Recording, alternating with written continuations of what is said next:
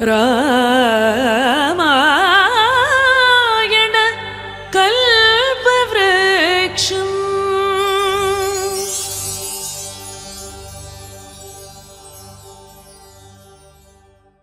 I extend my heartfelt thanks, my pranams, my namaskarams to Dr. Peri Ravikumar Garu from Vijayawada, from Visakhapatnam, who spent hours and hours and hours with me, helping me to understand this extremely complex text, all the connotations, what this text stands for, how it is different from the other Ramayanas. And I can never thank him enough for what he has done for me to be able to present this talk today. So once more, I thank Peri Ravikumar Garu. Today with me, accompanying me on vocal is my disciple, Ajish Menon. Ajish, as most of the dancing community knows, I call him Sarvavyapi. He is a singer. He and his twin, together they're called the Menon brothers. He's a singer, he's a dancer, he has an MA in Bharatanatyam. He's learned Vilasi Natyam from me. Currently, he's a Mohiniyattam practitioner. And he's a violinist. Plus, he's a script writer. And he's also choreographing dance productions now. So, definite asset, a right hand. And I thank him. I'm so happy that he happened to be in Hyderabad and we said, okay, we'll do this live. So, let me begin. Since we have a musician with us, we must begin with a prayer. And it is very interesting for me to note that Lord Shiva, Paramashiva, being the Ishtadeva of Sri Vishwanatha Satyanarayana, he dedicates his entire work to Lord Shiva. And at the end of every kandam, starting from the Balakanda to the Yuddhakandam, at the end of every kandam, there are exquisitely beautiful padyams in praise of Lord Shiva, using the most complex of terminology. We start with one and we will end with one. So we just start with one. I don't have time to explain the padyam, since I have a lot more to explain, but you can just listen to it.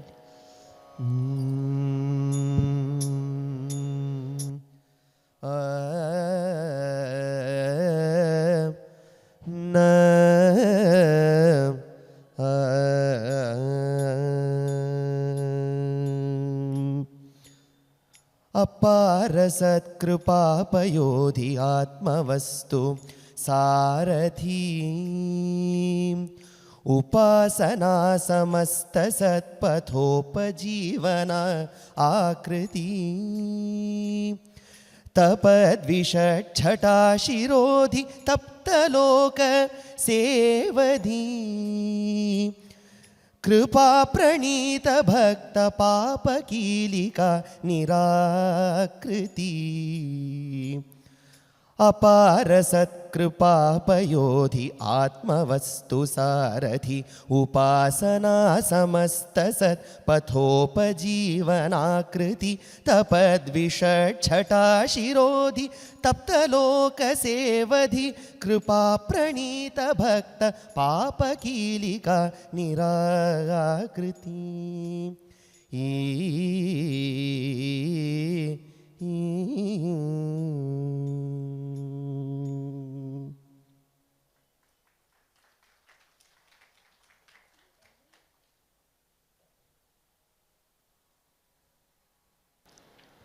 Every phrase in that prayer you heard is actually a tongue twister, because I will just explain only one phrase. Tapat vishat chata shirodhi. That is a word, that is one phrase he uses. Tapat means that is which is boiling. Visha, poison. Chata is collection. So the collection of poison, which is stored shirodhi, that is below the shiras.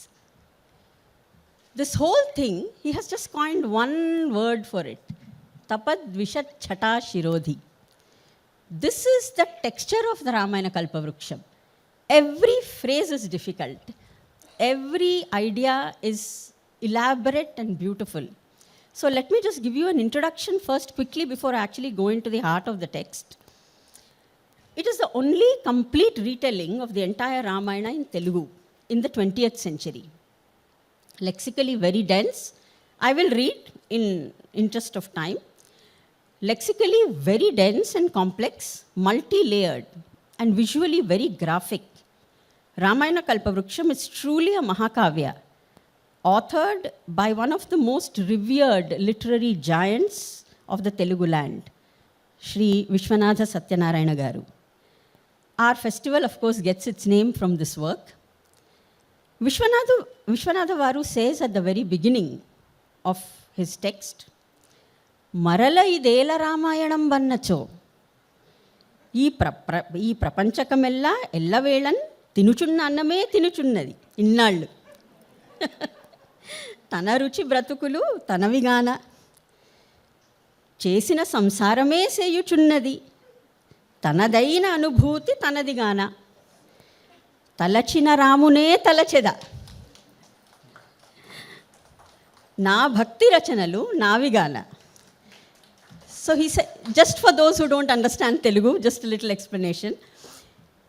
He says, if you ask me again, what is this? Why again another Ramayana?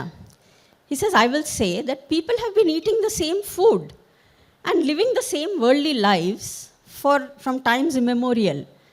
Each one's experiences being their own. I too shall contemplate upon the same Rama, whom hundreds have contemplated upon before me. My outpourings of devotion being my own.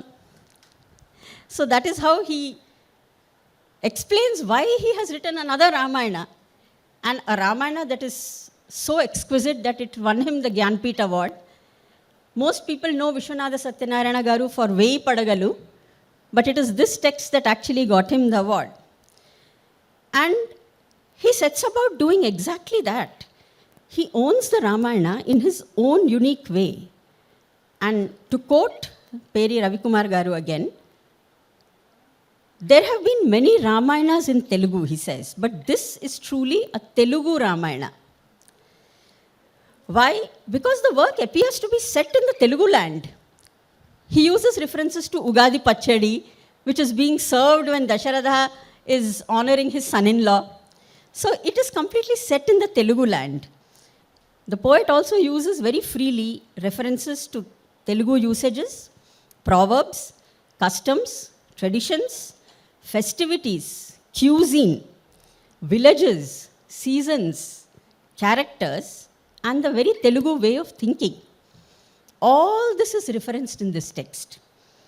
When it comes to the language, let me give you a quick overview and the poetic complexity of this epic. The sheer range of meters, what we call chandas, metrical structures, used by Vishwanatha Varu in this text is mind-boggling.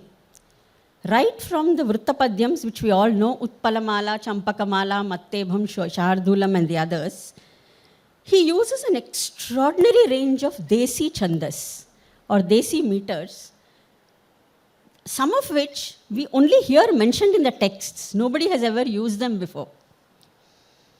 I mentioned just a few names. He uses metrical structures, even what are called ragadas. Ragadas are that which we find only in Desi Yakshaganam literature. He has used Akkara, Ragada, Karnataka, Chatushpadis, Dvipadas, Shatpadis, Lativitam, Madarekha, Chitrapadamu, Manirangu, Bhujanga Prayata. We all heard of Bhujanga Prayata stotras. Harini, Plutam, Ashwagati, these are all Ragada meters. And the very popular Panchachamaram, Jatatavi, Galaj, Jala Pravaha, that's in Panchachamaram. So he has used a wide range, and the usage of shabdas or sounds and prayogas in his verses, they are a class apart. Complex phrases, intense emotionality, both are abundantly found all through this work. Even the use of mantra sounds, which are part of Tantropasana, he uses very freely in this work.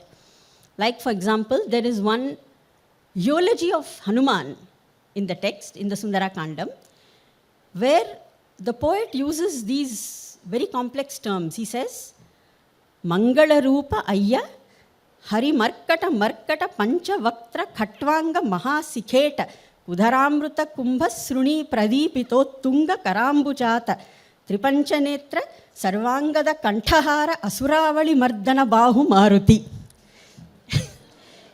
Except Mangalarupa and Maruti, we would not have understood anything. But the way he uses the very, very complex phraseology, and every adjective will have a multiple layer of meaning in that. He has, Vishwanatha Varu,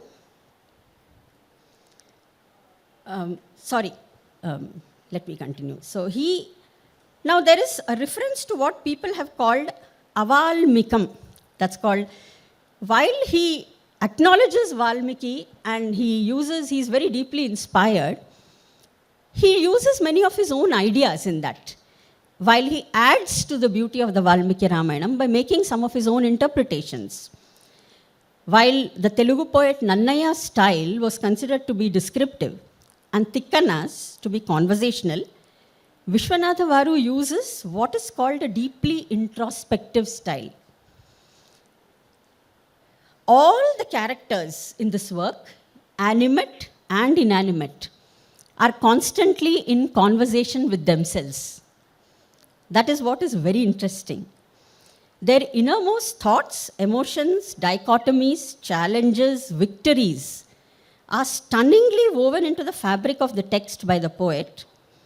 Gods, rishis, vanaras, rakshasas, birds, animals, trees, mountains, rivers, they will all have an inner voice and an internal and sometimes external conversations with themselves.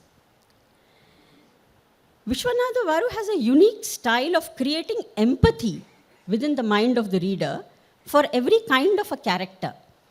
This has been termed Antaranga Shaili by researchers and scholars of this particular work.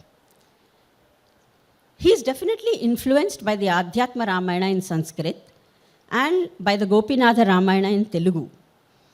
And the Vachanam or the prose sections of this work deserve a special mention, because his Vachanas are used not only as a means to convey detailed descriptions and as link sections, but as very powerful narratives containing metaphorical usages, intense emotional experiences, and also as dialogue.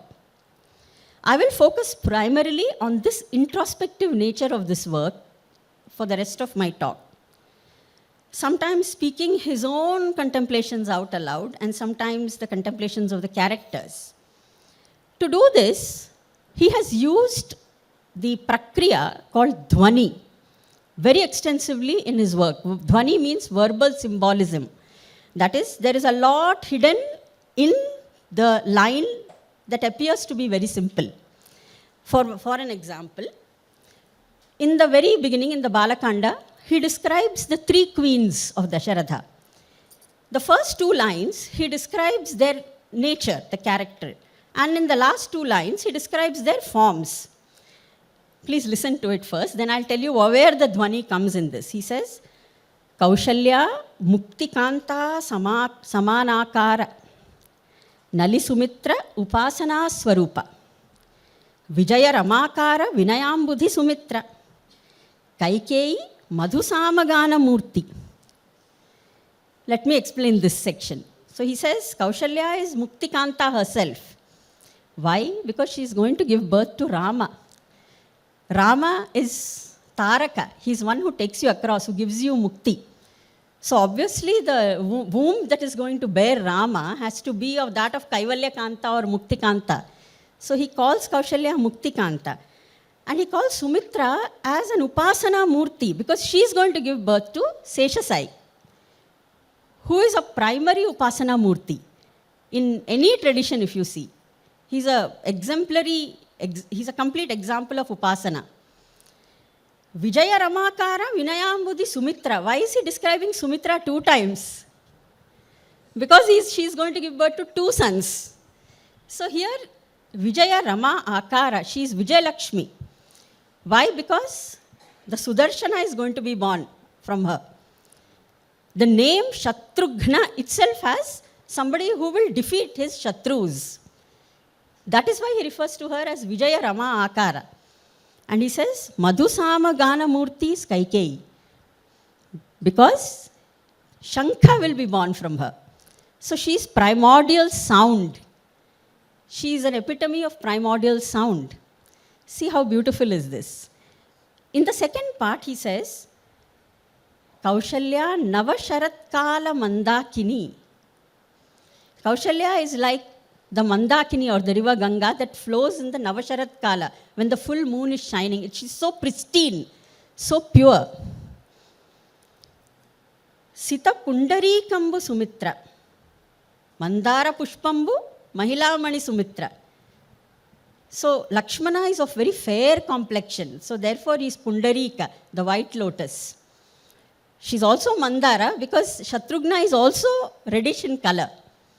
And he is always offering himself at the feet of all his brothers, which is the duty of the Mandara Pushpa. And she says, Kaikeyi Nunu Nalla Kalva Puvu. She's a dark water lily because Bharata is also dark like Rama. This is just one example of the Dhwani that Vishwanatha Varu uses in his works. Now, in another most unusual verse, in the midst of the flurry of activity that is taking place during the Sita Swayamvaram, the poet contemplates upon the feelings of Rama and Sita in this very outstanding verse. I want you to listen to it in the voice of Peri Ravikumar Garu, the way it is recited. Audio 1, please. మంజూషలోని అమర్చి కోణంబందు నొక్కి త్రాటన్ కొప్పు నెక్కువెట్టె కాబోలు మంజూషికా వినిర్గమనంబు వేళకే జావల్లి బిగిసియుండె తాళప్రమాణమౌ ధనువు జానకి దృష్టికి అడ్డమ్ముగా వచ్చునంచు నించె కాబోలు అడ్డంబుగా ధనుస్సును పూని పిడిబాకు వలె త్రాడు వ్రీలలాగే అతని దృష్టికి జానకి ఆగలేదు అతని కృష్టికి శివధను సాగలేదు సీత పూజడ వెన్నుగా శిరసు వంచే చెరకు గడవోలె నడిమికి విరిగె ధనువు. So that is, for those of you who got some part of it, let me just give a quick transcription of what you just heard. Ensconced within the depths of the wooden box, Manjushika is the wooden box, the bow, edges suppressed into the space, by whom he doesn't say, probably by Rama, seemed ready to spring out, the string already wound taut, probably by Rama, Kabolu, he keeps using the word Kabolu. As Rama lifted the bow which is large as a Talacheda swiftly into his hands, he thought it obstructed his vision of Sita and her vision of him. Angling it horizontally, he swiftly pulled at the string like one pulls out a dagger. Pidibaku vale taadu vreelalage. He just pulls it out swiftly like one pulls out a dagger. Janaki was flustered by his gaze. The bow was flustered by his pressure. As Sita's ornamented plate rose to swing gently on the arch of her back, the arched bow snapped like an unresisting stick of sugarcane. Now, there are endless possibilities of interpretation in this verse. And the arch of Sita's spine, the arch of the bow, the fact that she was so shy that she bent so much that her plate came and touched her spine, and especially the indication of the sugarcane bow. It snapped like a sugarcane bow. That is to indicate that a Manmadha Bhava or a feeling of love had sprung up between the two of them. So there are innumerable number of interpretations. I'll move on because I have to go till Yuddhakanda. There have been essays written on Vishwanatha Vari Kaika. His portrayal of Kaikeyi, her words, her introspections, are beautifully layered and intense. When Manthara starts spreading her venom, Kaikeyi first speaks to herself as an aside, and then she addresses Kaikeyi and she says, చెడు కళ వచ్చే నాకు అభిషేకము వద్దనినట్లు రాముడు ఇప్పుడు తెలిసింది. So she says, well, I had this nightmare that Rama is saying, I don't want abhishekam. And she says, now I understand why. And then she turns to Manthara and she says, సమస్త శుభమూర్తికి రామునికి ఏమి లోపమే? She says, what does this auspicious man lack? నడు నడు సర్వభూషణ సనాధత నూతనాకృతిన్ వడివడిబోయి బాలుని శుభంబు గనుల తెరదీయ చూచెదన్. So she says he will be ornamented with the best of ornaments because he's going to have his Pattabhishekam. Let me go and unveil this curtain of my eyelids and see him with my full eyes. That is how much Kaikeyi actually loves him. And you can see the clear influence Adhyatma Ramayana, because in the next verse she tells Manthara, she says, actually Mandavi, Sita looks after me more than Mandavi, and Rama worships me more than my own son. But that apart, she says, that apart, Ramudoka yogi. She says Rama is a yogi. Marin దితిజోగ్రవారి మార్తాండుండు దానికై తనువు దాల్చే రహస్యము Summu మంతరా. So she says the Rakshasas, one who to defeat the Rakshasas, Martanda, the sun himself has taken an avatara. This is the secret, Mantara, understand. So there is a clear reference to the Surya Narayana aspect of Vishnu, which you can find right from the Rig Veda. There's a deep influence of Adhyatma Ramayana. But the most talked about verse in the Kaikeyi section is the tapana that she experiences, the pain that she experiences and expresses within herself. Audio number 2, please. Please listen to this. లీనాంతర్వ్యథ మందు తిన్న పులివోలెన్ కైక లోలోనన్ తా గుడుసుళ్ళు పొందుచు మనోలోభంబో ధాత్రీవచోదాన క్లేశమో తోచరానిది ఏదో దైవత్యమౌ ప్రేరణగ్లానిన్ కందులు చింతనిప్పుగా తనూకంపంబు సంధిల్లగన్. What a beautiful language it is. So he says, suffering from an internal agitation and doubt, Kaikeyi resembles a lioness which has been drugged. She kept spinning thoughts on and on and on inside her head. Is it unmitigated greed? She thinks. Is it the need to have the boons granted to me materialize?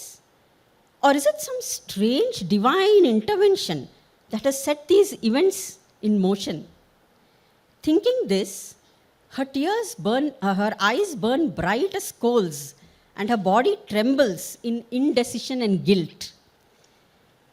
The way he describes her, you feel a deep empathy for even Kaikeyi at this point, and the introspective or the Antaranga Shaili just keeps enhancing the emotionality of the text even more. I move to the Aranyakanda. The Aranyakanda is filled with nuanced and vivid descriptions. Whether it is the descriptions of the Hemanta Ritu, which are exemplary, the Surpanaka section, or the descriptions of Maricha as the golden deer, and many more. But in a short, very intriguing verse, I found it very intriguing. The poet says, Anta Janaki pati chetiloni khadgamu tanu తీసుకొని నడుచుచుంబోగు. Okay, and then he says, Munu Lakshmanundu Janaki venukanu మరి ఆమె వెనుక వీరుండు రాముండును గాగబోవుచున్ రాముని కనులు ఆమె కచభారముననే ఉండెనే. So it is very interesting that he says Sita just grabbed the sword from Rama's hand and started walking in front of Rama. So Lakshmana was walking in front, behind Lakshmana is Sita, and Rama is behind both of them. And Rama's eyes were fixed on the length of her hair.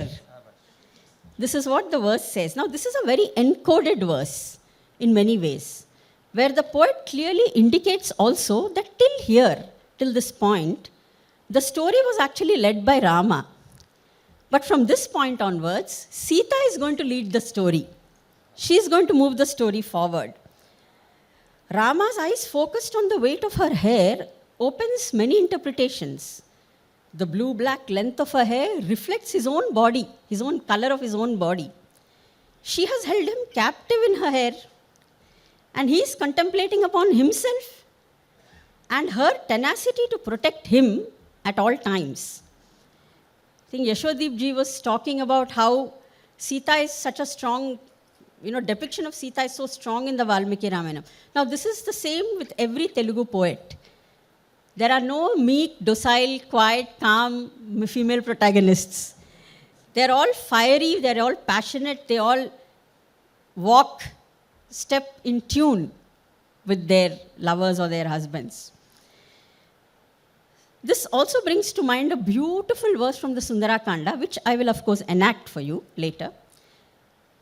But the highlight of the Aranyakanda is the river Godavari bearing a witness to the abduction of Sita by Ravana. In an unparalleled and hitherto actually never seen metaphor, which occurs in a vachana. The poet says, Anta, please listen very carefully to this. Anta tana biddanu tannikoni mintu bovu grudrammu gurtu pettikoni నేల మీద పరువెత్తు మహాభుజంగి ఓలె గనిపించే Godavari నదిం గాంచి Janaki.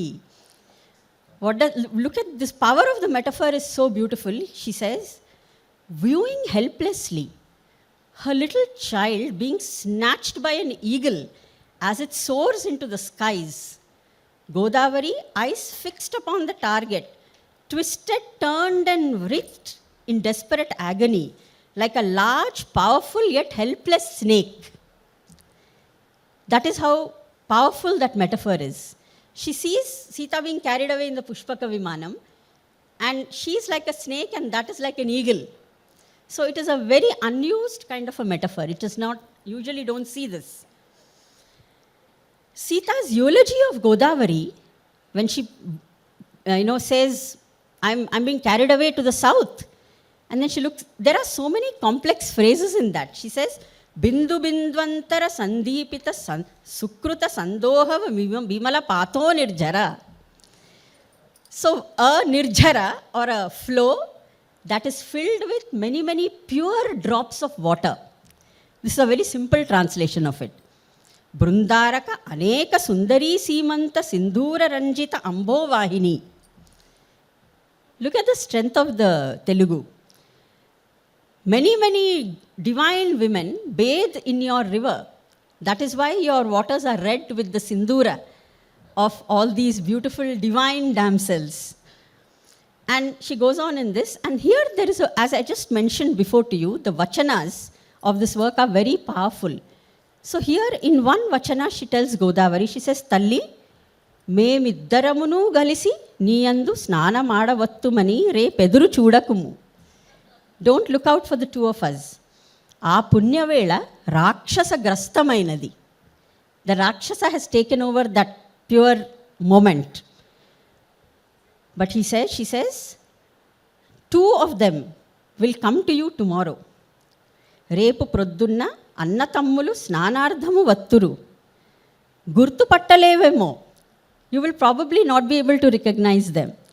And she says, అన్న కనులలో జలముండును, తమ్ముడి కన్నులలో అగ్ని ఉండును. And then she says, tell them that I went in the southern direction. And here he infuses a slight bit of humor. And he says, when she says south, Ravana thinks to himself, ఈమె కన్నులకు గంతులైనా కట్టనైతిని. I should have at least, blindfolded her because she's even recognizing where I'm taking her. So this is a most beautiful section in the Aranyakanda. In the Kishkindha Kanda, Rama's dialogue with Vali clearly shows us that the influences of the Bhagavad Gita are also very deeply embedded on Vishwanatha Varu's mind. There is one verse I'll quote from here. He says, కర్మ ఫలదాత ఎవ్వడు, కర్మ భోక్తావు ఎవండు, వ్యాపార సమాశ్రయుండు కర్మ చేయుచు, ఎవనిని కర్మ ఎంటది వివేకంబు కృచ్ఛ్రమ్ము ఋషులకైనా. Who is the dispenser of karma? and who partakes of it.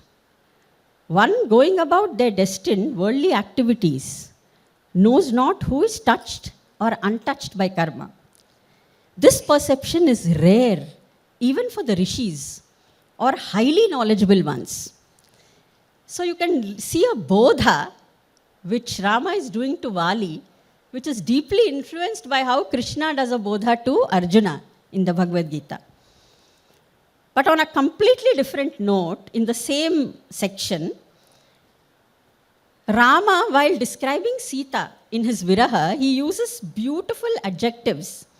I will not read the full verse, but he says, I will just tell you 3 very unusual usages that he uses. He addresses her as Payodasi Talaka. Now, it's not a combination that many Telugu people would have heard. Payoda, Asita, Alaka. So, Alaka means the curls. Asita is black, dark. Payodi is cloud. So, Sita is one whose curls as dark as a thundercloud. That is one usage. Then he says, Saura Karmuka Bhru. Again, a very unusual combination. One whose brow is like the bow of the Suras, which is the Indradhanush. Prakashit Akasha Avalagna. One whose waist, Avalagna is the waist, is like the resplendent sky. Now, what does he mean? That she has such a big waist? But why is he referencing the sky there? Because the sky is shunya. So it's as good as nothing. It's as good as zero. So he says one whose waist is like the sky. It is as small as shunya. Non-existent almost. And then he keeps worrying. He says that Daityorvinadhundu Asuyudai in his jealousy Vyardha Kopajadudu. Unnecessarily this man gets angry. Ninu champaledu kada. He's thinking, did he kill you? What happened? There are 2 sections which I wanted to share in this Kishkindha Kandam, which have touched me very deeply also. One is a general contemplation of Vishwanatha Varu. He gives the Varsha Ritu at this time. And because everything is weeping, because Sita is not there.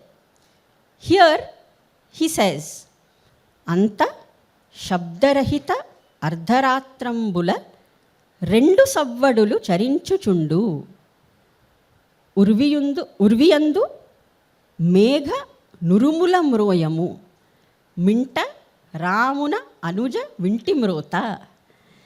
Now, let me explain what it is. In the deafening, silent midnight, 2 sounds roamed around Charinchuchundu. He says 2 sounds made their rounds. What are these 2 sounds?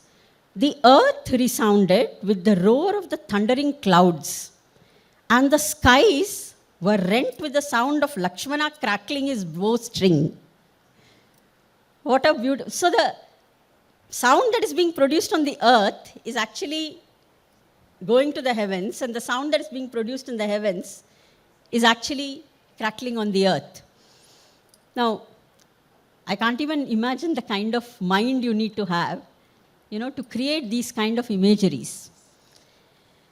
Then there is a beautiful vachana, which I will again play for you. Play the 3rd audio, please.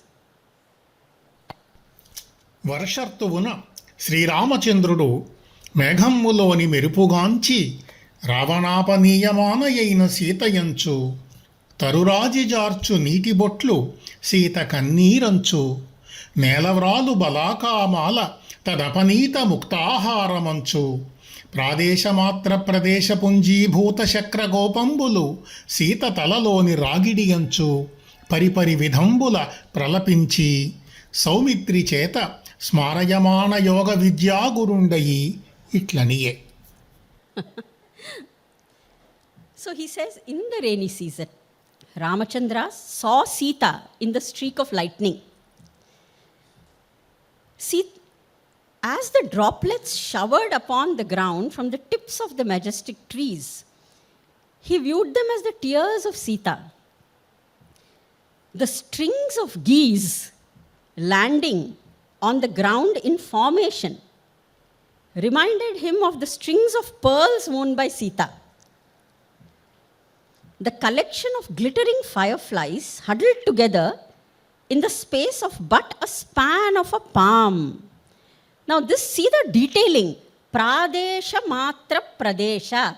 Pradesha matra is the space between the thumb and the index finger.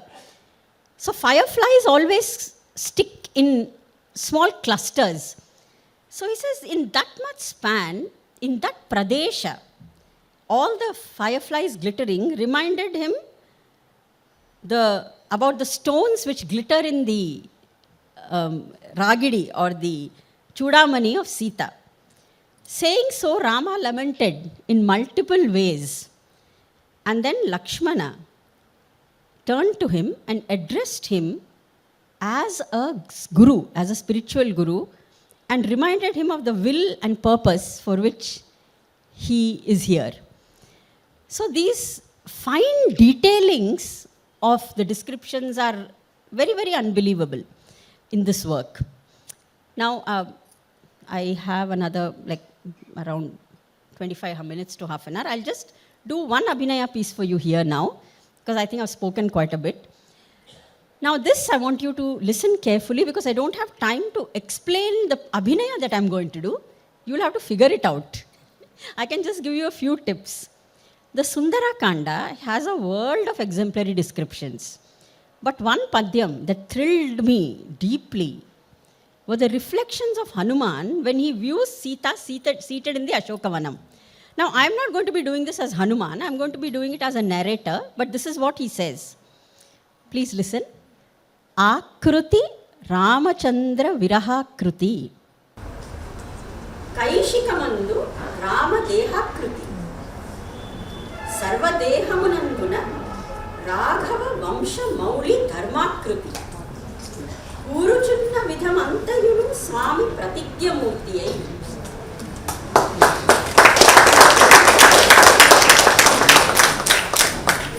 He says her form is a reflection of the separation from her beloved Ramachandra. So in Abhinaya, when we present an idea, it is not just a word-to-word translation of the line, but I'll be doing many things. I'll say her face is a lotus which is not getting the sun anymore. You know, she's a creeper who doesn't have the support of the tree called Ramachandra. So there could be multiple interpretations which you should figure out. The curve of her brows are akin to Rama's powerful bow, the Kodanda. From her luminous eyes flows the same compassion as flows from Prabhu Sri Rama's eyes.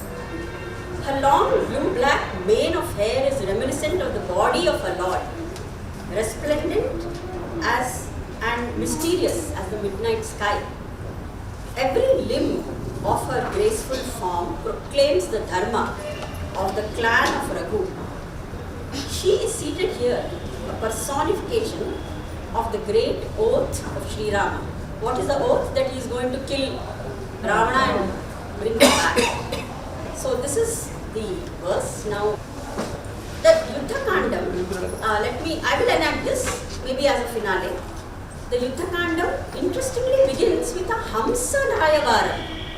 You think Yuddha is something very serious and powerful, right? But he begins the Yuddhakanda with a Hamsa Dautyam or a Hamsa Nayavara. Now what is this? Rama describes the beauty of Sita to a swan, and he asks him to take his messages to her.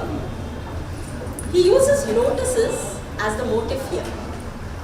He says, Tamaralanna nee valapudariki dariyudennu ledu, Pondamara ame moomu, Telitamara ame kannudoyi, Chendamara ame kelugava, Tamaralan maralan jayichu, Tan Tamaravahini Vikacha Tamarasambulu name kannudoi.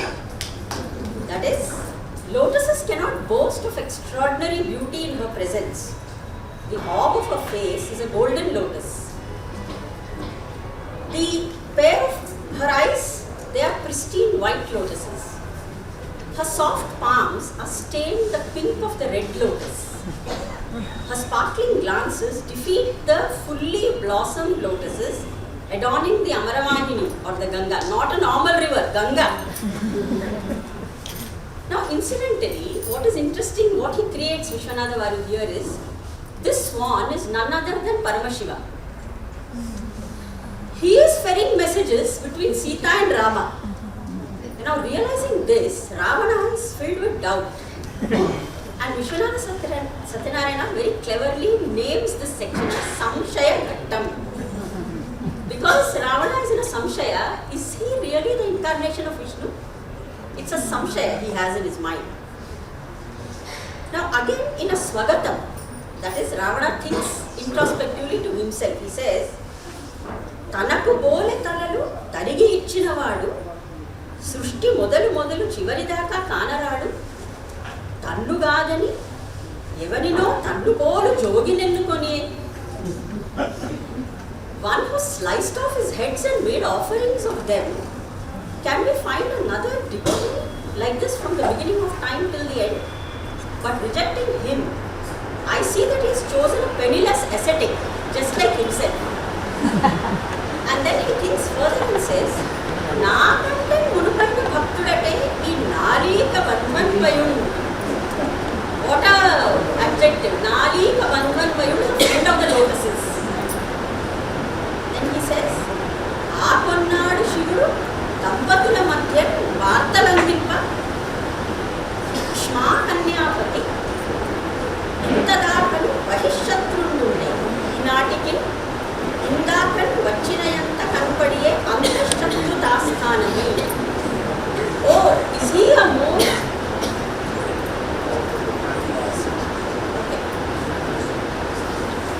Okay, so Ravana says, oh, is he a more ancient devotee than me?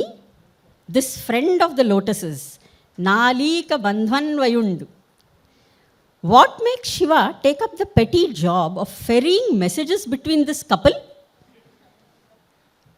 This husband of the daughter of the earth, Kshma Kanyapati. Kshma is earth. This husband of the daughter of the earth seemed so far an external enemy, but now he is fast becoming an internal one, threatening my very identity. So this is a beautiful section, and in the Yuddhakanda, the killing of Ravana is very uniquely described by Vishwanatha Varu. The last audio.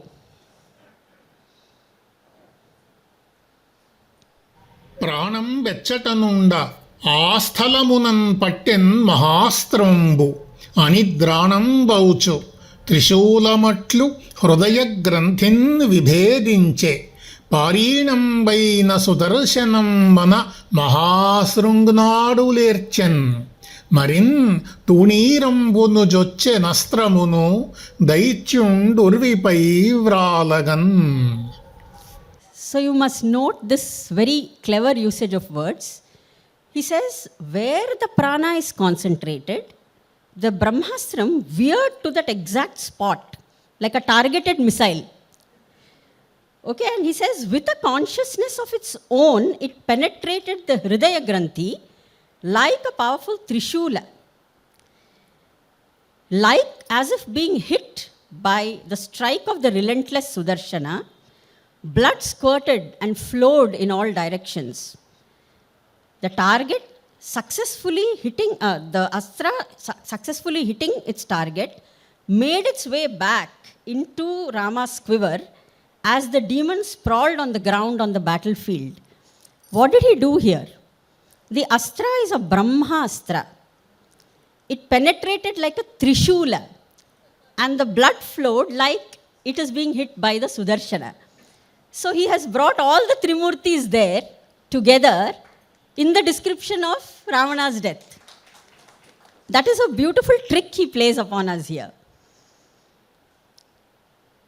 So after this, in the last section, in the Agni Pariksha section, I'll finish that and then I'll do the Abhinaya sections for 10 minutes and we'll wind up. V.S. Varu brings up references to fire and the sun being the intrinsic nature of Rama at many points in his work. There is one special section during the episode of the Sita Agni Pravesham where he brings up this refrain, again in his most unusual manner. Sita addresses Rama before entering the fire and she says this, Iruvuramu okka veluguna cheru sagamunu deeni nerugu shivundokkarunde. Purushundu neevaitivi ne garitanugaanaiti pranakanta mariyun. Oh beloved, we both are but two halves of the same eternal fire. Only distinction is that you are male and I am female. A secret which is known only to Paramashiva. Agnideva echoes the very same sentiment when he says, Pranapati anindhanamavahnivi neevu. He says, you, O Pranapati, you are an eternal fire which can never be put out. I am a fire which needs fuel and I'll burn out in due course. If you enter my depths, the world will live in fear, O Jagat Prabhu. I would have been unable to bear the effulgence and would have dissipated had the daughter of the earth not showered me with her compassion. Now, what is this confusion? If you had entered me, I would have dissipated, but she saved me. So he's just echoing the same thing. Whether Sita enters the fire or Rama enters the fire, it's exactly the same thing. Because two things cannot coexist.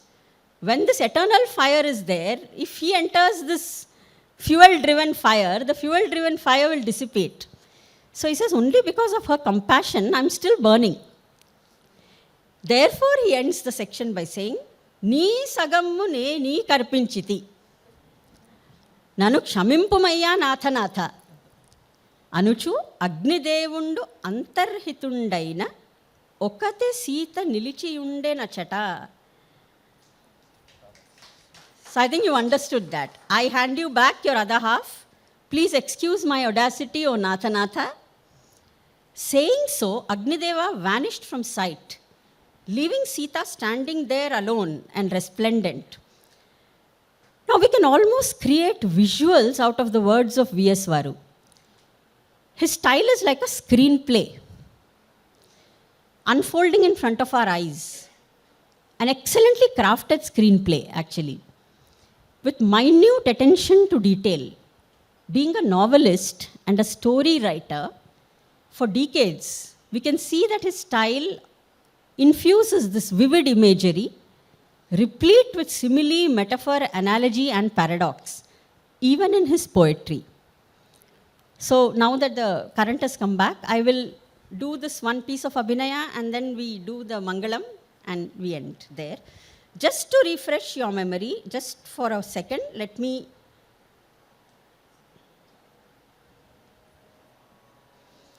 Akruti Ramachandra Virahakruti, Kanbomatiru Swami Chapakruti, Kannulan Prabhu Krupakruti, Kaishikamandu Rama Dehakruti, Sarvadehamunanduna Raghava Vamsha Mauli Dharmakruti, Kuruchunna Vidham Antayunu Swami Pratigya Murtiyai. That is the verse. And I'm not enacting it as Hanuman, but as a narrator observing Sita from a distance.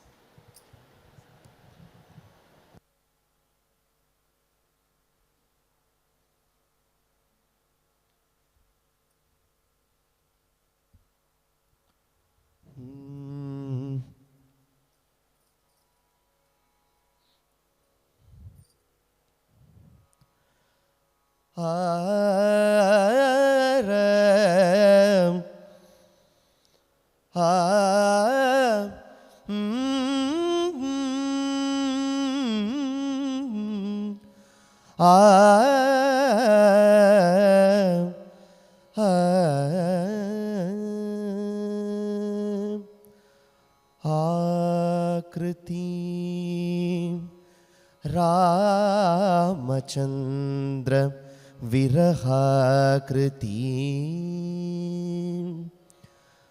Akriti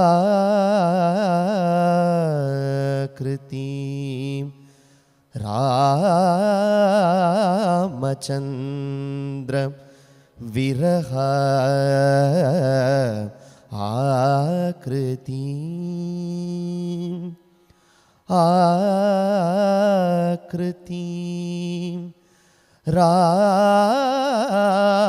Ramchandra विरह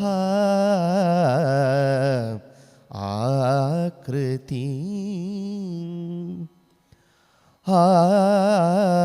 आकृति रामचन्द्र विरह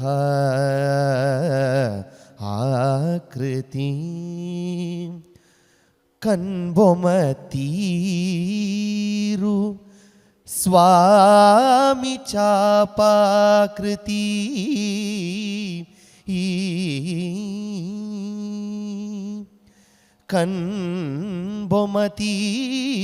कन्बोमतीरु स्वामी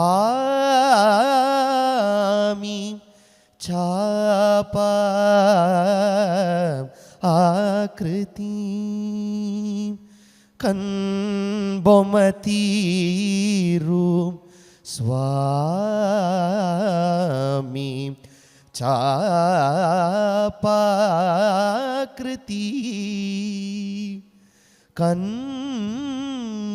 कन्बोमतीरु स्वामी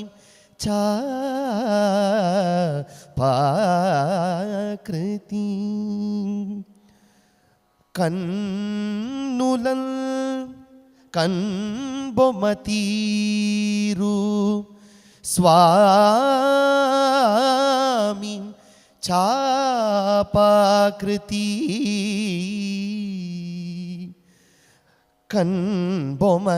कन्बोमतीरु स्वामी चापा आकृति कन्नुलल प्रभु कृपाकृति कन्नुलल प्रभु कृपाकृति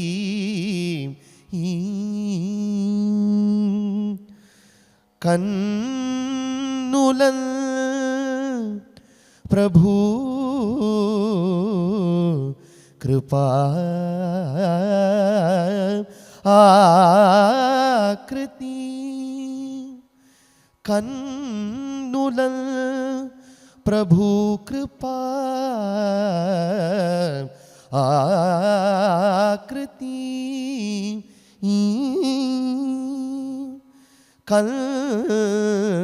कन्नुलल प्रभु कृपा आकृति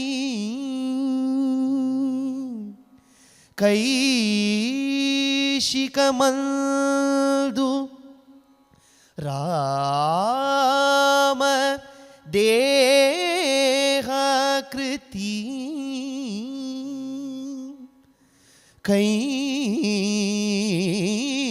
कैशिकमंदु राम देहा आकृति कैशिकमंदु राम देहाकृति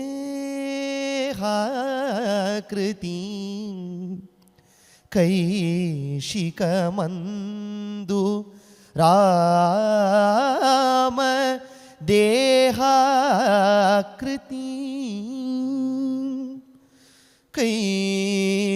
कैशिकमंदु राम देहाकृति कैशिकमंदु राम देहाकृति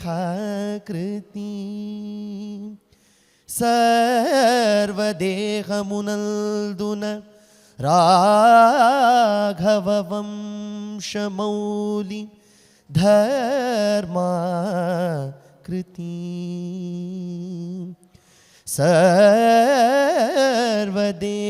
सर्वदेहमुनल्दुन राघव वंशमौलि धर्म आकृति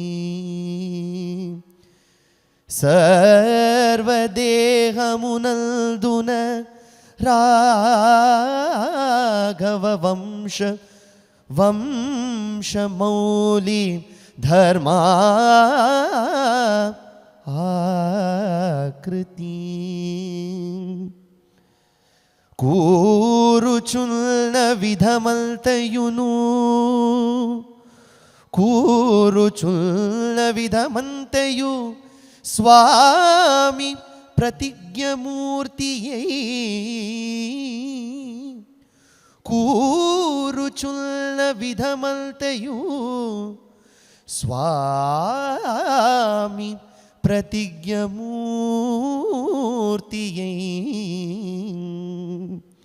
కూరుచున్న విధమల్తయును స్వామి ప్రతిజ్ఞమూర్తియై కూరుచున్న విధమల్తయును స్వామి ప్రతిజ్ఞమూర్తి కూరుచున్న విధమల్తయు స్వామి ప్రతిజ్ఞమూర్తియై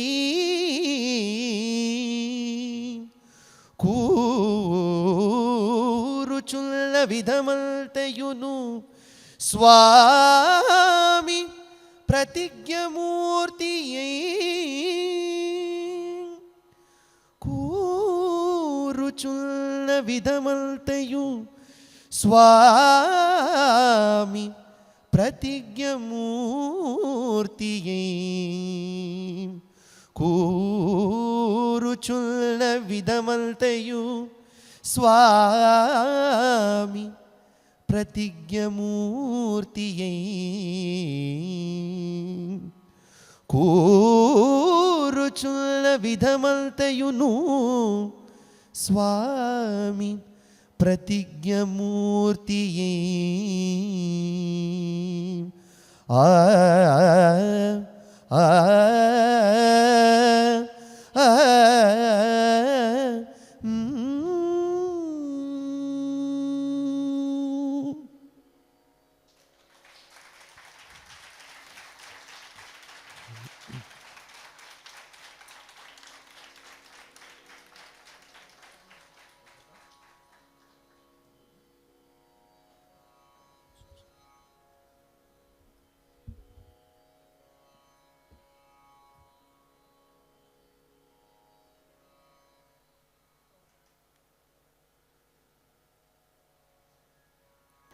I don't know how much you understood what I did, but I think you got the basic idea about the power and valor of Sita, actually.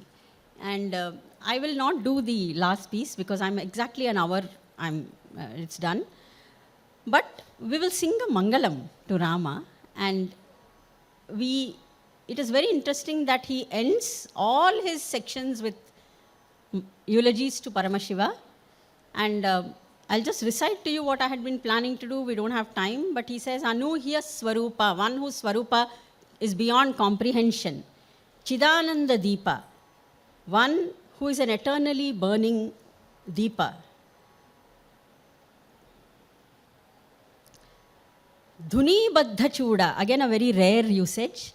One whose Dhuni is a water, a torrent of water. Baddha, one who ties it in his chuda. Vidhuta Aghatapa, one who removes the sins of all the devotees. Jani Vyuha Samlagna Jantu Pratana Kshanavrutti Bijadi Shamya Kalapa. That is one, those human beings who are constantly caught in birth and death and the continuous cycle. You know, every minute, this Kshanavrutti, every minute this cycle just keeps on, you know, increasing and everyone's caught in this cycle. one who removes this from the bija itself. That is one who relieves you of birth and death, the eternal one. So this is the last prayer that I had been intending. Now I request somebody to give the arati, because we will sing the arati. A beautiful arati of Tyagaraja, one of the greatest devotees of Rama. So, yes, we'll sing the arati.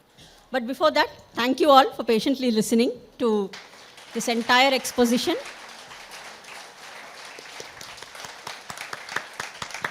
Thank you. This is just the tip of the iceberg of Vishwanatha Varu's magnum opus. Now, upon request of the Telugu scholarship community, Peri Garu is now going to do a simple translation of this text. Each kanda, the 6 kandas, will have 5 books each. So the Balakanda itself will have 5 books of the 5 sections.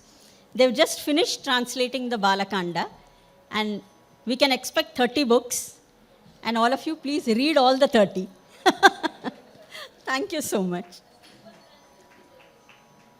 Sorry? Yeah. Simple translation is there, yeah. అతి మృదుతర సత్వభాషణునికి అతి మృదుతర సత్వభాషణునికి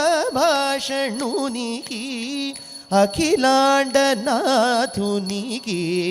సీతాపతికి హారతి రే సీతాపతికి హారతి రే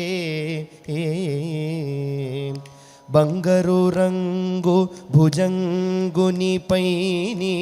చేలంగుచును మరగతాంగుడు మెరుపు తెరంగున మెరయు తనయాంగనతో పలుకాంగ జూచి ఉప్పొంగుచు సీతాపతికి హారతి రే సీతాపతికి హారతి రే సీతాపతికి హారతి రే సీతాపతికి హారతి రే